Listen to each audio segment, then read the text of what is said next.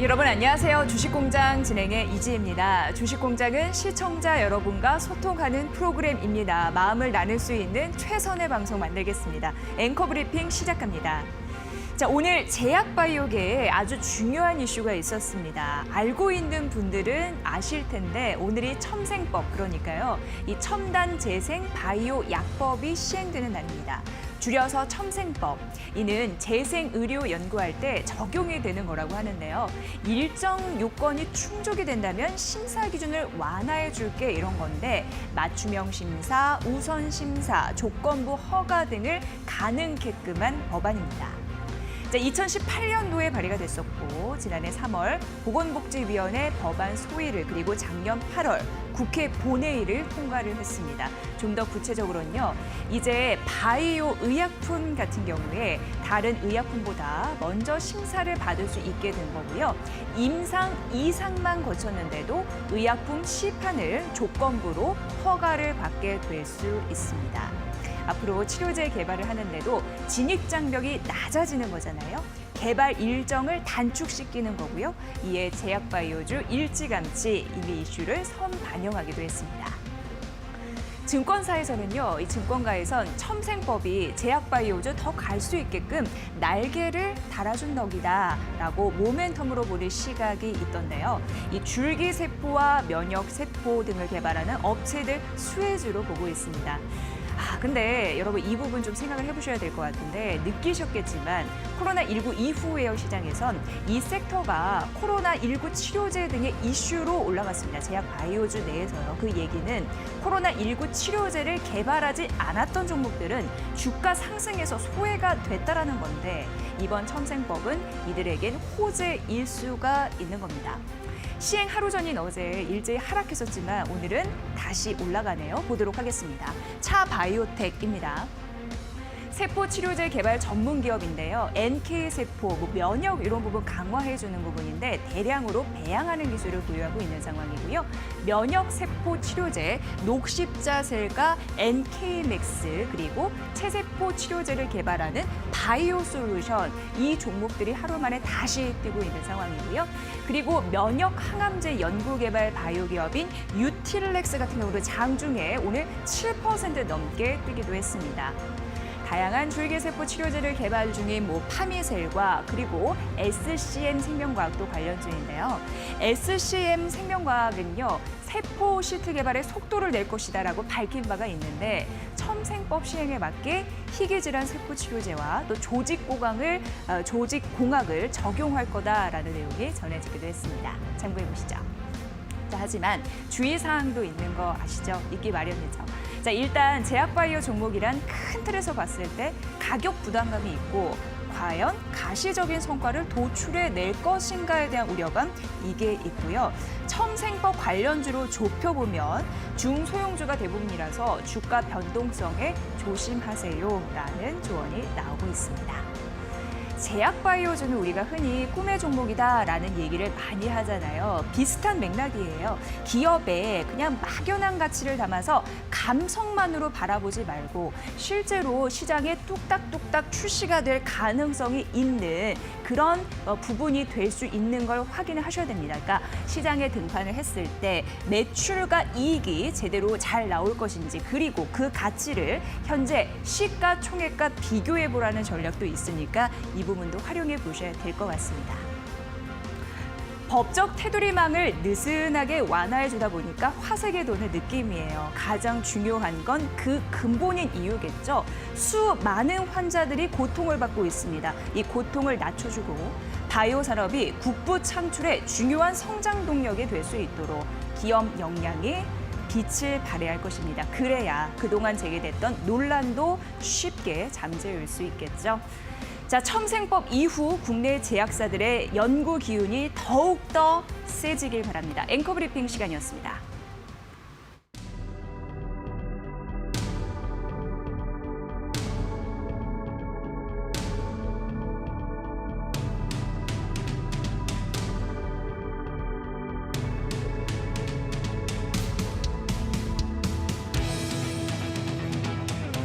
네, 주식공장 각 경제 채널들의 관심주와 특징주의 옥석 가리기 확실하게 해드립니다. 주식 투자자분들을 위한 방송이고요. 저희 샵 3772 100원의 유료 문자, 보내실 때 100원의 유료 문자이고 내용 함께 궁금한 점 그리고 느낀 점 공유하시면 될 것 같고요. 유튜브 가능하고 그리고 24시간 듣기 가능한데 저희 팟빵과 팟캐스트로도 소통하고 있습니다. 자, 오늘 이 시간 기자의 시각으로 알 수 있는 특징주 공장 시간부터 가볼 텐데요. 오늘 이데일리 이광수 기자와 함께하도록 하겠습니다. 기자님 어서 오세요. 네, 안녕하세요. 네, 반갑습니다. 신약 개발의 꿈에 대해서 앵커 브리핑을 준비를 했는데 혹시 뭐 가볍게 물어보는 겁니다. 네네. 이런 신약이 좀 개발을 했으면 좋겠다라는 게 있었는지 궁금한데요, 개인적으로. 저는 예. 만병의 근원 스트레스 아닙니까? 좀 먹으면 스트레스를 완화시켜주는. 야, 이거는 무슨 노벨 그 의학상감인데요. 네, 예. 그런 약이 좀 개발이 되면 네. 정말 널리 이용되지 않을까 그런 생각을 해봤습니다. 네, 네. 갑자기 드는 생각이 그렇다면 네. 이데일리도 회사가 막 좋아지지 않을까? 스트레스 전 직원이 다 해소가 되면. 그럼요. 예. 너무 열받을 때만 하나씩 먹으면 그러니까요. 바로 또 행복해지는 그런 약이 좀 개발됐으면 하는 저는 바람입니다. 뭐 그 밥 안 먹어도 네. 그 약만 먹어도 아. 뭐 식욕이 감퇴되는 거나 그죠. 뭐 잠을 안 자 그런 거 생각했는데 이게 네. 최고네요. 생각해보니까. 그럼요. 밥은 안 됩니다. 먹어야죠. 한피디님도 극하게 공감하고 계셔서 네네. 그걸로 좀 가보도록 하겠습니다. 네네. 앞으로 신약 개발이 잘 됐으면 하는 바람 저희가 네네. 담아보도록 하고요. 자, 여러분도 여러분만의 그 꿈의 신약이 있을 텐데 네. 앞으로 좀 응원 좀 많이 해주시길 바랍니다. 저희도 주식공장이 응원하겠습니다. 네. 자, 각 경제 채널이 그 특징주를 쭉 뽑았잖아요. 저희가 납품된 상황을 여러분께 일단 보고 드릴게요. 함께 만나보시죠. 자, 이데일리 TV, 한국경제TV, MTN에서 공동 선정한 특징주인데요. 자, 오늘 장 초반부터 통신 장비 섹터가 강했습니다. 대표적으로 RFHIC가 급등했는데 재질 관련주 테림포장도 눈에 띄었거든요. 이데일리 TV, 한국경제TV, MTN에서 공동 선정한 특징주 이 두 종목이 될 것 같고요. 또 솔리드가 한국경제TV, 매일경제TV에서 분석을 했습니다. 자, 이외에도 이데일리 TV에서는 파트론, 하나솔루션, KMW, SM, 휴온스 제시를 했고요. 한국경제TV가 LG화학, 스페코, 한익스프레스, 그리고 매일경제TV는 제넥신, 부강약품, 한미반도체, 두산중공업, MTN이 네이버, 태용로직스, 이수, 앱지스, 동방을 제시했습니다.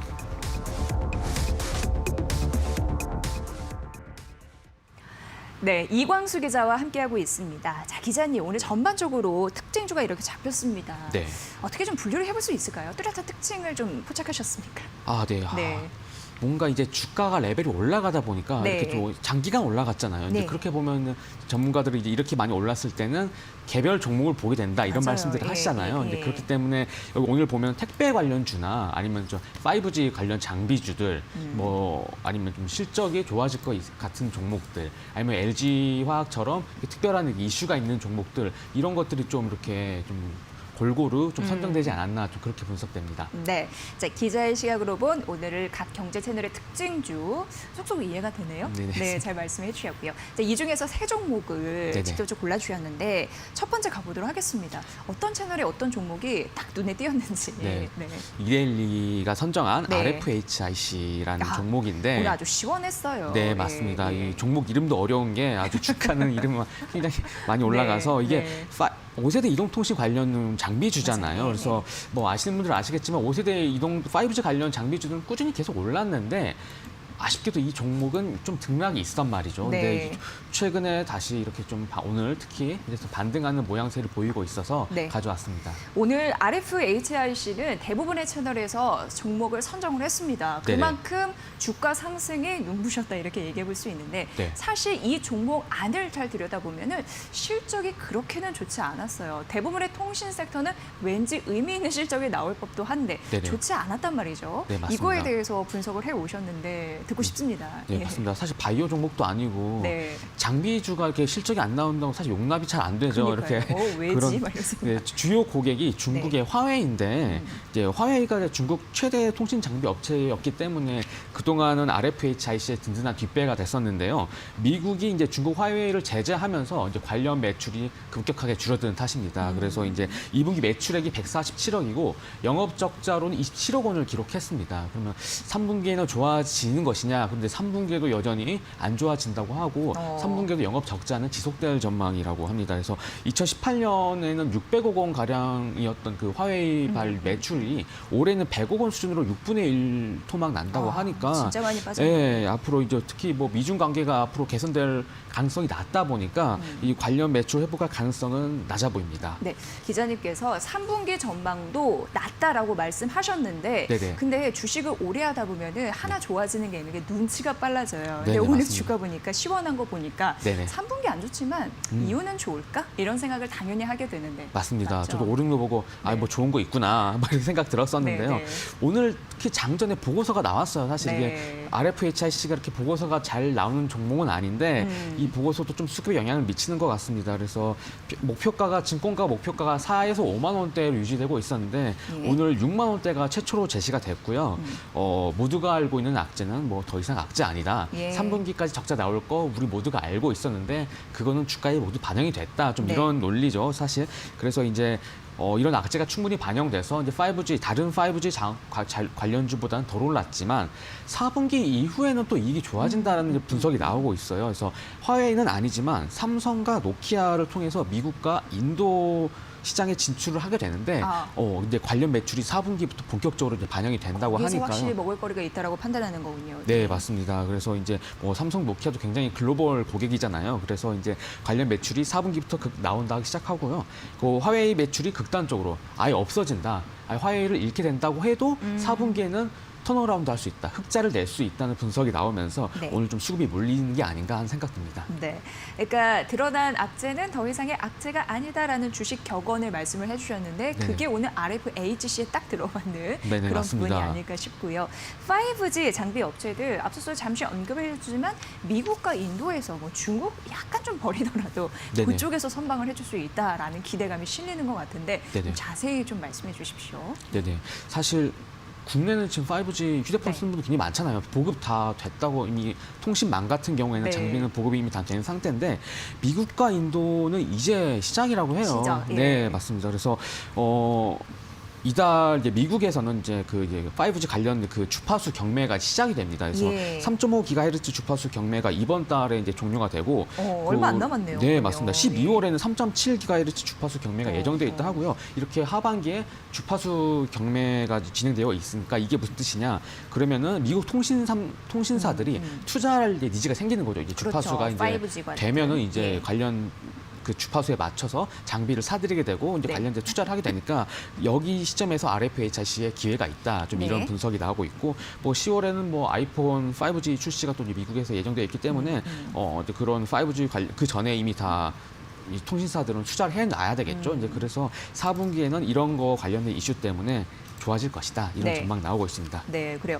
미국 쪽에서는 한 4분기 정도, 인도 쪽에서는 다 뭐 1분기 정도 이렇게 네네. 시장이 활짝 꽃이 필 수 있을지 여러분들 네네. 관심 있게 지켜보시면 되고 그런 모멘텀 받아서 쭉 가고 있고 RFHIC 수급을 보니까 외국인이 네. 엄청 또 사네요. 계속 사들이고 있는. 예, 네. 8월 18일 이후에 하루도 지치지 않고 사고 있고 기관이 또 하루 만에 매수로 전환됐다라는 좀 말씀드리고 오늘 특히나 굉장히 큰 규모로 그동안 샀던 거에 비해서 네네. 사들이고 있다라는 점 말씀드리도록 할게요. 자, 이제 두 번째 특징주 가보도록 하겠습니다. 기자님. 네, 두 번째 특징주는 한화솔루션입니다. 하나솔루션. 네, 이것도 그래서 뭐 예. 한화그룹주들이 요즘에 다 강세거든요. 네. 그래서 이제 한화종합화학이 네. 뭐 IPO 절차에 돌입했다 이런 뉴스가 나오면서 전반적으로 하나그룹주가 관심을 받으면서 이렇게 함께 오르고 있는데요. 예. 왜냐하면 또 이 한화종합화학이 상장하게 되면서 이제 한화그룹에 대한 그 안정성이 높아질 것이다 이런 전망 나오고 있는데 오늘 마침 또 하나솔루션이 이제 관심 종목에 있어서 좀 가져오게 됐습니다. 네, 하나솔루션은요. 저희는 매번 이제 52주 신고가 종목이 뭐가 있는지 찾아보는데 지속적으로 언급이 됐던 부분이 있었어요. 네네. 근데 오늘 같은 경우에는 먼 나라 포르투갈에서 희소식이 네, 예, 있던데. 맞습니다. 예. 축구의 나라라고만 생각했었는데 아, 그렇네요. 네, 맞습니다. 예, 예. 이제 하나솔루션이 원래 예전에 하나케미칼이라는 나라 그 회사였는데요. 네. 화학 기업이었죠. 그런데 2018년에 태양광 쉘이랑 모듈을 제조한 한화 큐쉘을 인수를 하면서 이제 본격적으로 태양광 사업자로 이제 발전하게 됐습니다. 그런데 이제 이 한화 큐쉘이 그 말씀하신 포르투갈에서 최초로 이제 ESS 에너지 저장 장치라고 하죠. 이제 거기다가 이제 에너지를 저장해 놨다가 나중에 필요할 때 쓸 수 있는 그런 장치인데 뭐 주식 많이 하시는 분들에게 좀 익숙할 것 같은데요. 네. 그걸 ESS가 결합된 대규모 태양광 사업 발전을 수주했습니다. 그래서 이제 이 소식이 전해지면서 좀 주가에 영향을 받고 있는 것 아니냐 좀 이런 생각이 드는데요. 포르투갈 남부 지역에 700메가와트 규모의 태양광 발전 사업 입찰해서 315메가와트 사업권을 확보를 했다고 하는데요. 네. 이 규모가 어느 정도냐면은 국내 기준으로 45만 명이 약 1년 동안 쓸 수 있는 그 전력량을 저장할 수 있는 규모라고 해요. 그래서 예. 남은 인허가 발치고 2024년부터는 발전소 준공에 나서겠다. 좀 이렇게 하나큐실을 밝혔습니다. 그래서 네. 이런 호재가 좀 작용한다. 좀 이렇게 판단됩니다. 정말 자회사가 잘해주다 보니까 네네. 이게 주가가 웃을 수밖에 없는 것 같고 네. 말씀해 주셨다시피 하나 큐제 같은 경우에는 대규모, 이거 대규모라고 해도 되는 거잖아요. 네네, 맞습니다. 예, 규모를 말씀해 주셨지만 그 수주 이런 소식이 있었고 다른 자회사에서도 호재가 있었다고 들었습니다. 네. 이름이 하나종합화학. 네네, 맞습니다. 어떤 또 호재거리가 있었을지. 사실 예. 하나종합화학에 대한 존재감 자체를 그냥 개인 투자자들은 잘 몰랐는데 근데 입에 잘 안 붙는 거 보니까 그런 것 같아요. 자주 얘기 안 한 그렇죠. 거니까. 예, 맞습니다. 예. 그런데 이제 미국의 그 수소차 네. 그 기업이 있죠. 이제 예. 니콜라라고 이제 니콜라. 요즘에는 워낙 미국 주식 많이 하니까 예, 예. 니콜라 주식이 얼마큼 뛰었다 막 이런 기사도 많이 봤을 텐데 이 한화종합화학이 니콜라의 지분 6%대를 가지고 네, 있어요. 네. 그러면서 한화가 이렇게 정말 투자를 잘했다 이런 그래서 기사가 그때 많이 막 나오는데. 엄청 올랐는데 그게 이거군요. 네, 맞습니다. 예, 그래서 예. 1,200억 원 정도 투자를 했다고 하는데 벌써 지금 시세 차익만 5배 정도 나는 상황이라고 해요, 시장가가. 그래서 이 지분 가치가 부각되고 있고 이 자회사를 통해서 미국 수소 생태계 사업에 진출할 수 있게 되지 않겠냐. 좀 예. 이런 분석이 나오면서 좀 이렇게 하나 그 솔루션이 주가에 좀 영향을 미치는 것으로 보입니다. 그리고 예. 그 아까 앞서 말씀드렸다시피 하나종합화학이 상장을 준비하고 있어요. 사실 이거 삼성으로부터 인수할 때 당시부터 애초에 상장하겠다고 밝혔기 때문에 그 시점이 문제였거든요. 그래서 네. 이제 상장을 준비하면서 이제 RFP라고 하는데 이제 그 증권사들에게 이제 한번 입찰을 해라, 이 상장 주관사 입찰을 해라 이런 걸 뿌리는데. 그 특이하게도 하나종합화학이 국내 증권사에게는 그 RFP를 발송하지가 않았습니다. 그래서 국내예요? 네네, 안 네. 하고? 근데 이제 사실 이런 기사가 뜨면 이제 기자들 같은 경우는 국내 증권사 전화를 해서 네. RFP 받았어요, 안 받았어요 물어보는데 아, 그래요? 한 군데도 받은 곳이 없더라고요. 그래서 오. 이거는 미국 증시만 상장해 두고 아. 이렇게 애초에 국내 증권사랑은 아예 범주에 안 뒀군요. 예, 접촉을 하지 예. 않았다. 좀 이런 예. 분석이 나오고 있어서 그만큼 자신이 있다. 나스닥이나 뭐 이런 미국 증시에 상장을 하게 되면서 좀 글로벌 기업으로 처음부터 발돋움할 수 있다. 이런 기대감이 나오면서 이제 하나솔루션도 이제 좀 약간 수급이 네. 몰리고 있는 것 아니냐. 좀 이런 분석 나옵니다. 알짜 정보를 주셨습니다. 사실 하나솔루션, 니콜라 이렇게 연결해서 많이는 들으셨지만 네네. 자세하게 또 뜯어보면 자회사의 역할이 굉장히 크고 맞습니다. 상장 이슈가 있었다. 이걸 또 놓치시는 분들이 계셨을 텐데 이 네네. 부분까지 저희가 잡아드렸습니다. 판단을 해보셔야 될 것 같고요. 자, 우선 하나솔루션 오늘 잘 가고 있는 상황이고요. 장중에 52주 신고가를 기록하면서 38,400원 선이 고점이었습니다. 2거래 연속 상승하고 있고 2거래 연속 외국인과 기관의 쌍끌이 매수가 들어오네요. 이 부분도 참고해 보시죠. 자, 이제 세 번째 종목 가볼까요, 기자님? 네, 두산중공업입니다. 그래서 두산중공업, 네. 두산그룹이 유동성 위기로 사실 계열사를 매각하고 있는 거 다들 아시는 사실이잖아요. 네, 네. 근데 두산이 굉장히 이런 매각, M&A에 관련해서는 굉장히 실력이 좋은 그런 그룹으로 알려져 있는데요. 그리고 실제로 지금 매각을 굉장히 순조롭게 하고 있습니다. 모두가 그래요? 예상처럼. 네. 그래서 두산이 최초에 돈을 빌릴 때 채권단에게 우리가 계열사를 매각해서 3조 원의 그거를 돈을 갚겠다 이렇게 약속한 바가 있는데 시장 일각에서는 3조 원을 어떻게 마련하겠어? 갑자기? 네, 네. 그랬는데 실제로 지금 잘 매각을 하고 있어서 이 3조 원 문제 없다 이런 분석이 나오면서 주가에 영향을 받는 것 아니냐 좀 이런 생각이 듭니다. 네. 자, 그렇다면은 두산그룹 계열사가 뭐 상당히 많은 상황이잖아요. 네네. 어떤 것들이 매각이 완료가 되고 진행이 되고 있는지 그 상황을 좀 파악해 주시죠. 네네. 예. 일단 가벼운 것부터 팔렸습니다. 네, 그래서 네. 골프장인 클럽모 CC 있는데 이게 지금 1,850억 원에 이제 매각이 완료가 돼서 이미 채권단에게 돈이 갔고요. 그리고 벤처 캐피탈이 네오플럭스라고 두산 계열 벤처 캐피탈이 있는데 네. 이제 신한금융 지주로 이제 730억 원으로 이제 매각을 하기로 지금 결정이 돼 있는 상황입니다. 그리고 동대문에 있는 두산타워 아시죠? 이제 두산타워도 2천억 원 규모로 이제 매각하기로 지금 이제 진행 중인 상황이고요. 지금 근데 뭐 제가 이제 말씀드린 그 규모 1,850억 원, 뭐 700억 원, 2,000억 원 다 더해도 3조의 턱도 없이 부족하잖아요. 그런데 그러니까요. 예. 마지막 큰 한 방이 있습니다. 그래서 모트롤 비지라고 이제 두산 모트롤 비지를 매각하고 있는데 다음 주에 최종 인수자가 결정이 된다는 네, 이런 네. 지금 보도가 있어요. 그래서 이제 이 두산 모트롤 비지가 매각가가 2조 4천억 원 정도로 지금 그거만 예상이 되고 잘 있어서 된다면. 예, 이게 지금 다음 주 이제 SPA 계약을 주식 매매 계약을 체결할 예정으로 되어 있어서 네. 이것만 되면 거의 3조 원에 가까운 수준이고요. 또 두산 인프라코어도 지금 매각의 공개 매각으로 지금 진행을 하고 있거든요. 그래서 두산 인프라코어까지 매각이 만약에 완료가 된다고 하면은 3조 원이 아니라 3조 원 그 이상까지도 가능한 그렇게 유동성을 확보할 수 있는 상황이 되기 때문에 좋아진다. 왜냐하면 사실 유동성이 위기였기 때문에 주가가 빠진 것이었기 때문에 유동성이 확보가 된다고 하면은 다시 주가는 회복될 가능성이 높은 거겠죠. 네. 이거를 과연 3조 원에 해내겠어? 라고 했는데 M&A 강자가 맞긴 맞네요. 해낼 네네. 수 있다라는 가능성. 하지만 마지막 한 방이 제대로 터져야지 네네, 그런 맞습니다. 간극을 메울 수는 있는 상황이고요. 자, 그럼 차세대 사업도 있지 않겠습니까? 주력하고 있는 그런 맞습니다. 부분도 주가 상승에 앞으로 도움이 될까요? 어떻게 판단하세요? 네, 두산중공업 뭐 어렵다 기사 나오면은 이제 네이버 네. 댓글 보면은 예. 이게 다 탈원전 때문이다, 뭐 이런 탈원전. 댓글도 많았잖아요. 예, 그래서 정부 예. 때문이다 이렇게 하시는 분 많았는데 예. 뭐 탈원전 탈석탄 기조는 사실 글로벌 흐름이잖아요. 지금 미국도 지금 뭐 이렇게 뉴딜 뭐 이렇게 그쪽으로 간다고 얘기를 하는 시대적 마당에 흐름이. 네 예. 맞습니다. 그래서 어차피 좀 사업 그 내용을 바꿨어야 하는 상황이긴 한데 또 두산중공업이 지난달에 또 해양 풍력 사업을 미래 먹거리로 우리가 좀 하겠다고 이렇게 밝혔기 때문에 네. 그에 대한 기대감이 좀 있는 상황입니다. 지금 아직까지 뭐 구체화된 건 없지만 현 정부가 좀 추진하고 있는 그린 뉴딜 사업에 또 이런 해양 풍력 사업 내용이 포함되어 있기 때문에 이런 두산중공업처럼 이런 대기업이 이제 정부 정책에 발맞춰서 이런 것들을 차세대 먹거리로 제시를 했기 때문에 관련해서 좀 탄력을 받을 것이다. 유동성 문제도 해결되고 신사업도 정부 정책과 맞다. 이 두 가지의 호재가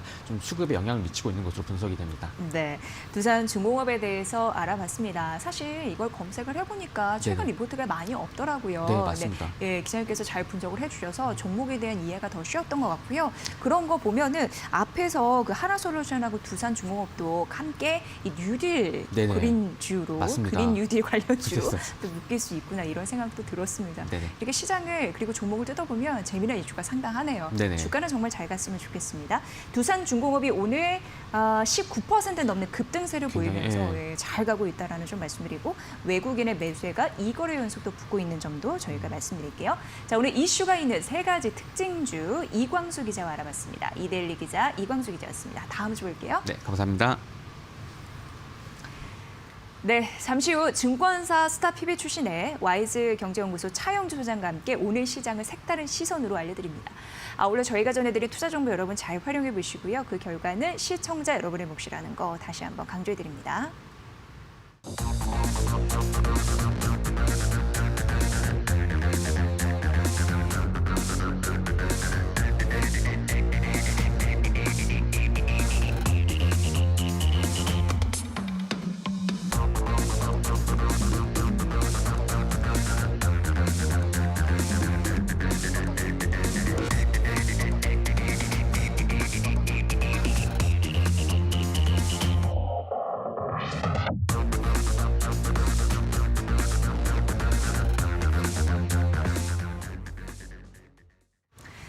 네, 증권사 스타PB 출신의 와이즈경제연구소 차영주 소장과 함께하겠습니다. 소장님 어서 오세요. 안녕하십니까? 네. 우리 연준 쪽에서는 원하는 대답을 들었습니다. 예, 뭐 초저금리를 장기간 이어가겠다 이런 흐름들이 있었는데 우리 시장 오늘 뭐 상승세 보이고 있고요. 장중에 보니까 그래도 좀 힘이 있네 오후는 이렇게 생각하기도 했는데 오전장부터 어떻게 보셨습니까? 전반적으로 봤을 때 강세가 지속이 되고 있다 이렇게 좀 말씀드릴 수가 있겠습니다. 일단 뭐 미국 시장에 있어서는 다소 장중 조정이 나오긴 했죠. 왜냐하면 이미 알려진 사실들을 이제 확인한 부분들이 되고 있기 때문에 하지만 미국과 국내 시장은 좀 다르다 이렇게 좀 말씀드릴 수 있겠습니다. 무슨 얘기인가 하니 미국에서 현재 지금 평균 인플레이션을 맞추겠다라는 부분들 아니겠습니까? 이렇게 된다면 유동성을 급격히 회수하지 않겠다. 그러니까 코로나19 이후에 경기가 회복된다 하더라도 유동성을 급격히 회수하지 않겠다라는 그런 것들이죠. 이렇게 된다면 신흥국 입장에서 본다면 외국인의 자금을 끌어들일 수 있는 중요한 요소가 된다라고 말씀드릴 수 있겠고 네. 인플레이션이 다소 올라서 그러니까 우리가 지금 걱정하고 있는 게 코로나19가 잠잠해지면 경기가 회복이 된다라는 것이 가장 좋은 시나리오인데 여기에 덧붙여서 지금 경기가 안 좋을 때 풀어놓은 유동성도 회수될 가능성이 있기 때문에 서로 호황제가 겹쳐 있는 거죠. 하지만 경기가 회복된다 하더라도 단기간에 지금 2% 이하에서 상당 기간 지금 머물러 있는 상황인데 이러한 기간 동안 2%가 넘어도 용인을 해주겠다라고 한다면 유동성 회수에 대한 걱정이 사라지기 때문에 신흥국에 있어서는 굉장히 큰 호재성 재료다. 그렇게 좀 말씀드릴 수가 있겠습니다. 네. 오늘 이제 시장에서 특징적인 종목을 좀 말씀드릴게 첫 번째로 현대차 그룹주들을 빼놓고 얘기할 수는 없을 것 같습니다. 현대차 그룹주들이 전반적으로 오늘 강한 흐름들 좀 보여주고 있죠. 현대차 같은 경우도 5% 올라가고 있고 현대글로비스가 오늘 11%가 넘게 강한 상승 흐름을 보여주고 있어요. 택배 관련주도 괜찮았어요. 예, 네. 뭐 그건 좀 뒤에 가서 좀 말씀을 좀 드리겠습니다만 전반적으로 오늘 현대차 전반적으로 계속해서 강세 흐름들 이어지고 있다라고 말씀드릴 수 있겠습니다. 안타까운 소식은 일단은 오늘 네이버 카카오가 좀 조정을 받고 있다라는 거죠. 코로나19가 우리나라가 지금 현재 400명 이하로 떨어지긴 했습니다만 여전히 창궐 하고 있는 상태에서 지금 뭐 또 다른 교회에서도 또 뭐 몇십 명이 나왔다 또 그런 뉴스가 있어요. 안타까운 소식입니다만 이런 소식들이 계속 들리고 있는데 언택트의 대표 주자들이 좀 쉬어가고 있고 자동차 관련주들이 강한 상승을 보이고 있다라고 말씀드릴 수 있겠습니다. 말씀하신 것처럼 조금 전에 잠깐 언급하셨습니다만 택배 관련주들 오늘 상당히 좋습니다. 예, 예. 그동안에 좀 많이 오르지 않았었던 종목들인데 오늘 택배 관련주들이 올라가니까 덩달아 오르는 게 뭐다? 종이 쪽들이 오른다. 재지 관련주, 뭐 재지 테림 관련주. 포장도. 예, 오늘 제가 예. 테림 포장을 중심으로 말씀을 좀 드리려고 하는데 예. 택배 저도 오늘 아침에도 벌써 택배 하나를 주문해 놓고 왔습니다. 저희도 매일 옵니다. 엄마가 그러니까요. 맨날 놀랍니다. 예, 그런 것들이 현재 지금 얘기가 나올 정도로 예. 현재 지금 다양한 이게 생활 패턴의 변화죠. 저도 택배라는 것이 그렇게 익숙치 않은 세대인데 한번 해보니까 너무 간단하고 좋더라고요. 그렇죠. 예. 예, 그래서 어제 마트를 한번 갔었어요. 뭐 예. 우연치 않게 마트를 갔는데 거기서 물건을 살까 그러다가 그것을 다시 차에 싣고 집에 와서 차로 옮기기가 귀찮더라고요. 그래서 택배를 시켰습니다. 네. 그러니까 또 내일 이제 집으로 배달되는데 이러다 보니까 전반적으로 택배 관련 기업들 오늘 로직스라고 붙은 기업들이 전반적으로 강한 모습을 보여주고 있고 이와 관련해서 테림 포장을 필두로 한 포장 관련주들 전반적으로 강하다라고 말씀드릴 수 있겠습니다. 네. 이렇게 우리가 너무 코로나19로 해서 네이버 카카오만 보실 게 아니라 다양한 기업들까지도 시야를 좀 넓히자 이렇게 좀 말씀드릴 수가 있겠습니다. 네, 이 얘기인즉슨 코로나19가 반영이 됐고 네. 앞으로도 그럴 가능성이 있지 않을까라는 약간의 우려감 이런 부분이 반영이 되지 않았나 싶은데 오늘 그래도 장중에 잘 치고 올라가다가 네. 12시를 기점으로 상승 탄력이 약간 또 둔화됐습니다. 그렇다고 네. 뭐 상승세를 놓치진 않는 거긴 하지만 이에 대해서 오늘 이제 한 주를 또 마무리하는 금요일 시장이잖아요. 오후장은 어떻게 보내야지 마음이 조금 더 편할까요? 일단 오후장 같은 경우는 우리가 이제 전반적으로 봤을 때 언택트 그리고 비언택트 이런 쪽들이 지금 다 골고루 올라가고 있다라고 좀 말씀드릴 수 있겠죠. 오늘은 또 첨생법, 첨단 의료 이런 쪽들 또 관련주들 올라가고 있는데 시장은 그렇게 크게 급격히 조정받을 것 같지는 않습니다. 제가 거듭 말씀드리는 게 현금은 여러분들 유지를 하시되 나름대로 업종별 키 맞추기 차원에서 순환매가 도는 것들에 대한 대비가 필요하지 않을까 그렇게 좀 말씀드릴 수 있겠습니다.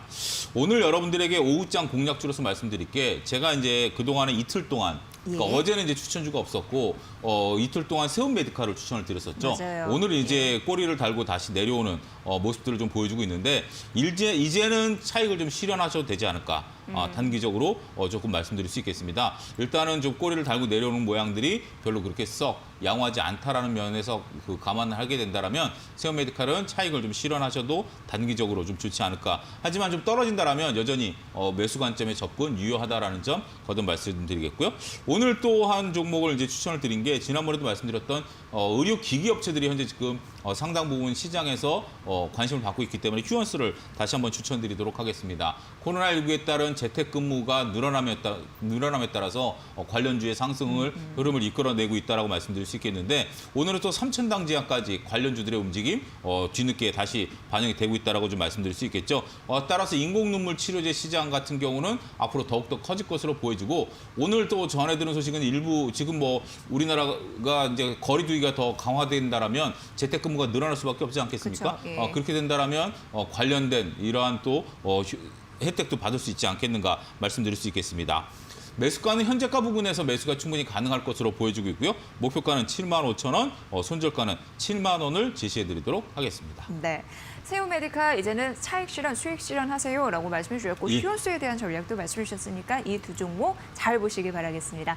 한 주간 고생 많으셨고요. 색다른 시선 함께 만나봤습니다. YG경제연구소 차영주 소장이었습니다. 고맙습니다. 감사합니다.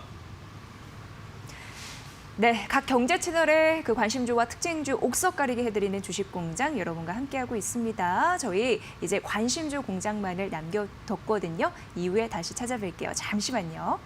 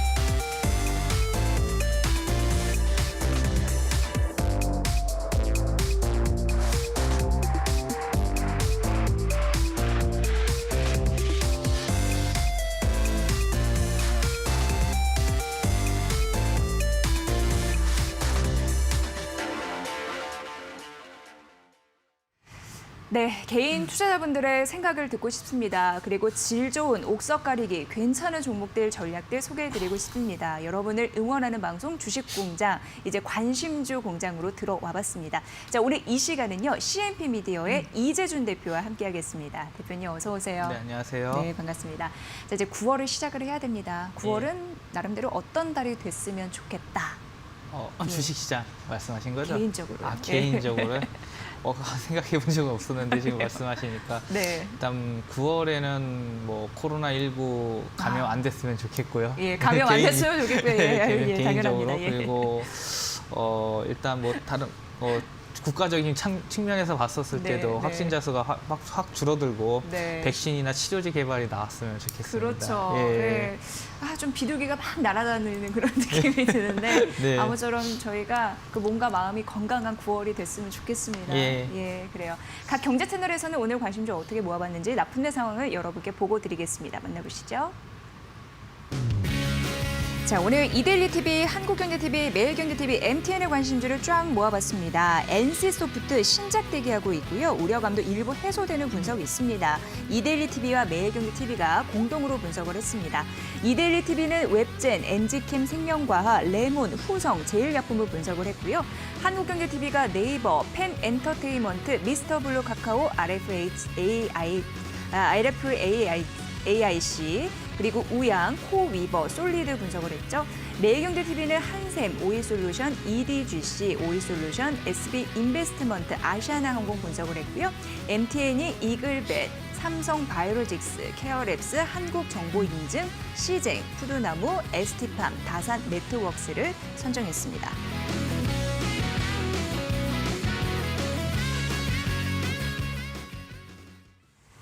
네, 그렇게 매일 외치는 RFHIC 이게 또 오늘 살짝 그랬는데 네. 자, 이 중 전반적인 느낌, 자 1위 채널부터 좀 골라주시죠. 네, 예. 오늘 1위 채널은 그 MTN으로 선정을 MTN. 했고요. 왜죠? 이 코로나19 관련된 부분에서 네. 확진자 수 증가를 하게 됨으로써 네. 아무래도 올해도 그렇고 내년에도 그렇고 이런 부분에 관련된 불확실성이 상당 부분 지속이 될 것 같아서 그런 부분에 있어서 진단 키트 수요는 증가를 할 것 같다. 결국이요. 예, 그런 부분들 때문에 그 탑픽으로 잡았던 종목이 있어서 네. 일단 MTN으로 선정을 했습니다. 네, 진단키트도 뭐 옥석 가리기가 이제 시작이 된 그런 상황이죠. 예, 그렇죠. 그런 부분으로. 자, 그럼 4위 채널은요? 4위 채널은 매일경제. 이유는요? 일단 오늘 보니까 대부분 방송사에서 나왔던 종목들이 5G 종목들이 많이 있더라고요. 네. 그래서 상당 부분 주가에 좀 많이 반영된 부분들이 있는 것 같아서 일단은 좀 가격 조정을 좀 나타나지 않을까 생각을 해서 한국경제랑 매일경제랑 좀 고민을 하다가 오늘은 매일경제 TV로 선정을 했습니다. 네, 뭐 성장성은 성장성인데 가격적인 부분 고민을 안 할 수가 없기 때문에 그런 부분에서 희비가 엇갈렸다라는 점 말씀드리고 자세하게 좀 알아보도록 하겠습니다. 자, 이 중에서 세 종목을 일단 관심주로 선정을 해보고 또 대표님의 관심주 들어볼 텐데 첫 번째 종목은 뭘까요? 첫 번째 종목은 시젠입니다. 시젠. 앞서 네, 진단키트 오래간만에 이제 들어보네요. 예, 얘기를 했죠. 2분기 때 실적이 엄청 잘 나왔어요.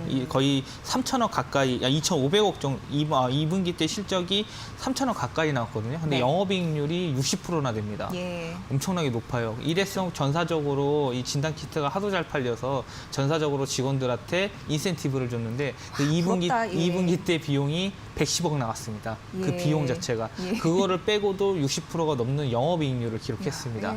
예, 근데 이제 이 부분에 있어서 최근에 주가 조정이 나는 게 뭐 앞으로 진단키트가 지금이 최고점을 찍고 앞으로 좀 주춤하지 않을까. 그러니까 하반기 실적이 둔화될 것이다라는 우려감이 그렇죠. 있잖아요. 근데 이게 좀 다르게 해석을 할 수 있는 부분은 뭐냐면 코로나 확진자가 지금 증가를 하고 있잖아요.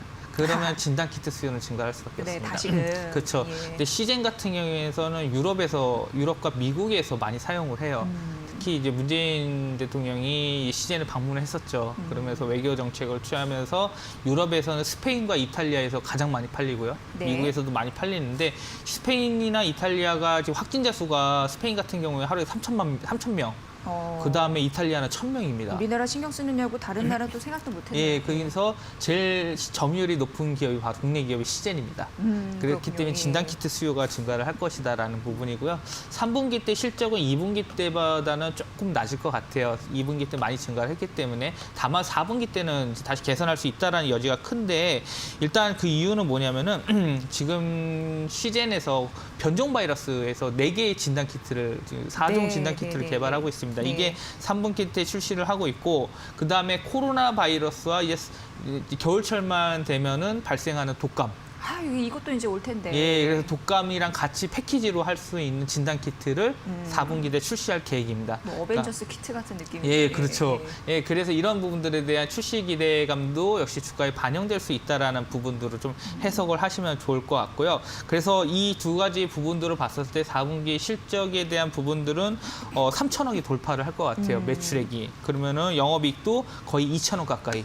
사상 최대 실적이 나올 수 있기 때문에 올해 사상 최대 실적 해가지고 영업이익 가이드라인이 5,500억이거든요. 그렇기 때문에 아마 진단키트 붐이 그래도 아직까지는 오래전 지속될 수 있다. 그런 부분에서 이 주가적인 측면을 이제 말씀을 드리면은 주가가 이제 1차적으로 크게 상승을 했다가 이제 네. 가격 조정이 나왔죠. 그리고 22만 원에서 23만 원에서 외국인과 기관 매수세가 유입이 됐습니다. 30만 원대에서는 외국인 물량이 많이 나왔어요. 근데 지금 매수세가 다시 유입이 되고 있기 때문에 5일선을 현재 타고 가는 부분들이 나타나고 있고 그렇기 때문에 4분기 실적에 대한 모멘텀이 충분히 반영할 수 있는 측면에서는 32만 원선은 다시 한번 트라이할 가능성이 굉장히 전고점을요? 높다. 네, 네. 다시 전고점을 트라이할 가능성은 굉장히 높다라고 보시면 될 것 같습니다. 네. 8월 10일이 52주 신고가 32만 2,200원이었는데 이 선을 터치할 가능성 보시면 좋을 것 같습니다. 네. 자, 이제 두 번째 관심주 가보도록 하겠습니다. 네, 두 번째 종목은 네. 후성입니다. 후성. 네, 후성 같은 경우에는 이제 냉매가스 쪽이랑 2차 전직 전해액 쪽 첨가제를 좀 하고 있는 회사다라고 보시면 네. 될 것 같고 현재 그 작년에 그 국산 관련돼서 반도체 소부장 이슈로 인해서 또 부각받은 경험이 있는 바로 그 기업입니다. 네. 일단은 전액 첨가제와 반도체 소재 부분에서는 여전히 기대감이 살아있다라고 보시면 되는데 지금 후성 같은 경우에는 전기차 배터리 쪽 관련해서 캐파를 2,200톤에서 5,600톤으로 생산 능력을 증가를 하고 있어요. 왜 증가를 시켰냐면은 네. 국내랑 중국 배터리 업체에 납품을 하고 있는데 중국 전기차 시장이 부진한 모습들이 나타났지만 중국이 앞으로 보조금 지급을 하면서 개선을 할 것이다. 라는 부분들 때문에 예, 캐파 예. 증설을 했고요. 예. 유럽에 대한 부분들도 이 지금 현재 전기차 판매량이 증가를 하는 부분들에 대응해서 유럽과 중국에 대한 지역별 대응을 위해서 캐파를 선제적으로 증설했습니다. 이 증설 효과가 나타날 수 있다라는 부분적이 특히 긍정적이고요. 반도체 소재 쪽 관련해서는 지금 소재 쪽도 증설을 완료한 상태인데 역시 경기 부양이 많이 발생을 하면은 반도체 수요가 확대한다라는 부분들이 발생할 수 있고, 그다음에 지금 하고 있는 그 사업부 중에 불소 관련 사업부를 합니다. 아, 이게 또 진입 장벽이 높은 그거 아닙니까? 굉장히 높습니다. 예, 네. 진입 장벽이 높기 때문에 이 시장에 진입한다라는 것들, 독과점 프리미엄에 대한 부분들이 상대적으로 좀 높은 밸류에이션을 받을 수 있는 상태다라고 생각을 그렇죠. 해서 예. 말씀을 드리고요. 가격적인 측면을 봤었을 때는 현재 박스권 하단 부분에 있습니다. 그리고 121선 부분에서 지금 현재 주가가 조정이 나오고 있는데 네. 이 박스권 하단은 깨지지가 않을 것 같아요. 그렇기 때문에 지금 가격대에서는 충분히 접근 가능한 시점이다라고 보시면 될 것 같고요. 네. 일단 9,000원까지는 홀딩을 하시면서 그리고 나서 추가적인 부분들은 후에 모멘텀을 좀 더 보고 가시는 전략. 그렇기 때문에 일부 비중 축소 전략을 취하시면 좋을 것 같습니다. 네, 뭐 전기차 배터리, 반도체 부품 중장기적으로 수요가 확대 가능하다라는 네. 모멘텀 잘 분석을 해주셨습니다. 꼭 후성 참고해 보시고요. 자, 세 번째 관심주 가보도록 네, 세 하겠습니다. 번째는 게임주입니다. 게임주. 게임주를 이제 말씀드리는 거는 이제 뭐 아무래도 코로나19 관련 또 수혜를 볼 수 네, 있죠. 네. 그다음에 이제 사회적 거리두기 관련된 3단계까지 이제 아직 안 됐는데 정부에서도 이제 강력한 대책들이 좀 나올 것으로 보고 있기 때문에 네. 하여튼 이제 이 집콕 쪽들이 많아질 것 같아요. 예, 예. 집콕 쪽들이 많아짐에 따라서 이 수요 증가, 이 게임 수요에 대한 부분, 사용자들이 증가할 수 있다라는 부분들이 이 업황에 대한 센티멘털적인 측면이다 보시면 될 것 같고요. 종목은요? 예, 이렇게 조명 개별적으로 봤었을 때는 웹젠 관련돼서는 봤을 때 네. 하반기 신작 관련돼서 R2M과 해외 뮤 IP 게임에 대한 출시를 기대를 하고 있습니다. 현재 이 지금 퍼블리싱하고 아웃팜에서 퍼블리싱하고 있는 뮤가 이 텐센트와 뮤 전문 기적 2가 하반기에 출시가 되면서 2021년에는 이 게임 자체가 좀 실적을 견인할 수 있는 게임으로 좀 강력하게 좀 작용할 것으로 보고 있고요. 네. 중국 내에서 보면 뮤가 인지도가 굉장히 높습니다. IP 게임이죠. 그렇죠. 네. 그래서 대규모 이 사전 예약자를 확보했기 때문에 이 흥행 가능성에 대한 부분도 좀 점칠 수 있을 것 같고요. 그다음에 시진핑 주석이 만약에 방한을 하게 된다면은 네. 이 파노에 대한 부분, 외자 파노에 대한 부분들도 좀 긍정적인 기대감이 있지 않을까라고 봤기 때문에 일단 웹전을 보시면 될 것 같고요. 가격적인 전략을 말씀드리면은 일단 주가가 39,900원을 찍고 그다음에 조정이 나왔습니다. 61선까지는 조정이 나올 수 있을 것 같긴 해요. 근데 그 가격대가 봤었을 때 대략 3만 원 정도 보고 있거든요. 3만 원대 초반대까지 내려와 주면은 그때 진입을 하시고 61선 눌림목 접근한 다음에 4만 원까지 대략 업사이드를 한 30% 정도 보고 있습니다. 예. 그러니까 이제 홀딩하시는 전략을 취하시면 될 것 같습니다. 조정 시 매수하는 네. 거 잊지 않아야 될 것 같습니다. 네. 21년도 글로벌 게임사들이 그 국가 간 장벽이 허물어지면서 단일 시장으로도 잘 갈 거라는 기대감도 있다라고 하는데 그렇죠. 예. 예, 그 부분도 좀 참고해 보시고요. 자, 그리고서는 이제 이재준 대표님의 관심주 가보도록 하겠습니다. 어떤 종목 우리가 바라봐야 될까요? 네, 매번 방송사에서 나온 종목들을 추리는 게 굉장히 어렵긴 하더라고요. 네. 제가 이제 탑픽으로 보는 종목이 이 방송사 안에서 탑픽을 선정하는 부분보다 제가 이제 선정을 해서 탑픽을 잡는 게 네. 오히려 마음이 더 좋고 네. 더 많이 알고 그러니까요. 예, 그래서 기대됩니다. 오늘 제가 이제 이번부터 좀 갖고 와서 첫 번째 말씀드리는 종목은 AP 시스템을 말씀드리겠습니다. 사실 AP 시스템 이게 저는 사실 올라가는 종목을 따라가는 부분보다 지금 주가 수준이 적정 주가하고 밸류에이션 저평가가 있다는 종목들을 많이 찾습니다. 이 AP 시스템 같은 경우에는 가장 큰 투자 포인트는 OLED 쪽 투자 포인트가 관건입니다. 근데 예. OLED 하면 삼성 디스플레이가 지금 플렉서블 디스플레이 관련해서 지금 OLED 투자를 할 전망으로 보고 있는데 신규 투자가 이 언제 나올지에 대한 부분들이 가장 중요한 이 포인트다라고 보시면 될 것 같고요. 결국은 이 OLED가 지금 현재 폴더블 쪽으로 해서 이 스마트폰이 수요가 증가를 하고 그 다음에 북미 전략사인 바로 애플에서 지금 신제품 판매가 증가를 하게 되면은 바로 AP 시스템이 수혜를 받을 수밖에 없습니다. 부각을 받을 수밖에 없기 때문에 일단 폴더블 이슈로 인해서 좀 긍정적인 측면을 좀 보시면 될 것 같고 중국 패널 업체에서는 이 가동률이 계속해서 증가를 하고 있습니다. 네. 그래서 이 소모품 관련돼서 파츠의 매출이 증가를 하고 있기 때문에 2분기 실적에 대한 부분들도 양호하게 나왔다라고 보시면 될 것 같고 3분기 때는 이 더 좋아질 것으로 보고 있습니다. 근데 앞서 말씀드렸던 부분들 그 신제품 관련된 애플의 신제품 관련된 부분과 폴더블폰 관련된 부분들이 결국은 하반기에 실적 견인을 할 부분들의 트리거가 될 가능성이 굉장히 높기 때문에 네. 현재 주가적인 측면을 봤었을 때 22,000원 부분에 있습니다. 현재 주가에서는 한번 일단 1차 매수를 하시고 그다음에 28,000원 선까지는 일단 20% 이상인데 홀딩하시고 가고 그리고 만약에 비중을 조금 강하게 실었다고 하시면은 그때 네. 절반을 매도하신 후에 3만 원까지 추가적으로 홀딩하시는 전략으로 가지고 가시면 될 것 같습니다. 네, AP 시스템에 대한 말씀을 해주셨습니다. 지금 그리고 속보가 나오고 있는 상황인데요. 코로나19와 관련된 흐름이에요. 일단 수도권에서 강화된 방역 조치를 실시를 한다고 합니다.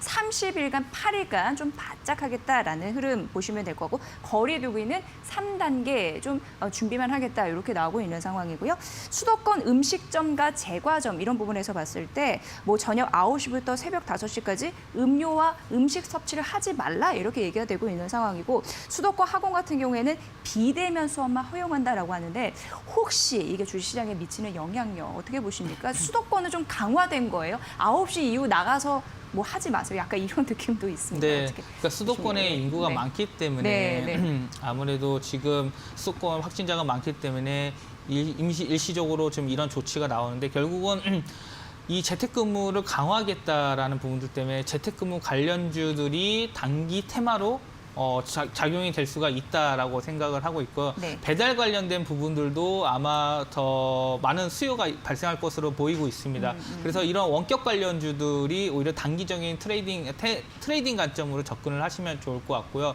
그다음에 이 본래 갖고 있는 뭐 제조업 서비스업 관련된 부분들 일부들은 업종들은 좀 타격을 받을 수 있다. 아무래도 이 시기 자체의 매출이 줄어들 수밖에 없기 때문에 네. 현재로서는 지금 시장에 대한 조정이 나오는 게 바로 지금 그거 발표하고 나와서부터 좀 조정이 나오고 있거든요.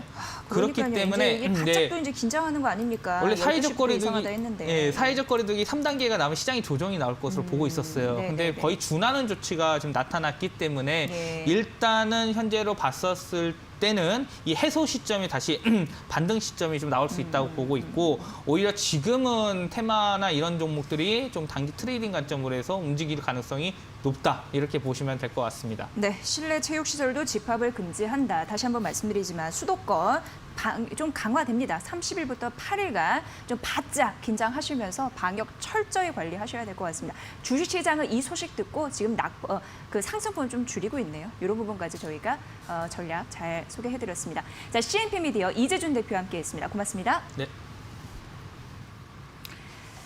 네, 좀 어려운 상황이죠. 그래도 용기 잃지 마시고 몸과 마음 건강 잘 챙기시고 이번 한 주 잘 나시고 저희는 다음 주 월요일 12시 50분에 뵙겠습니다. 함께해 주신 여러분 고맙습니다.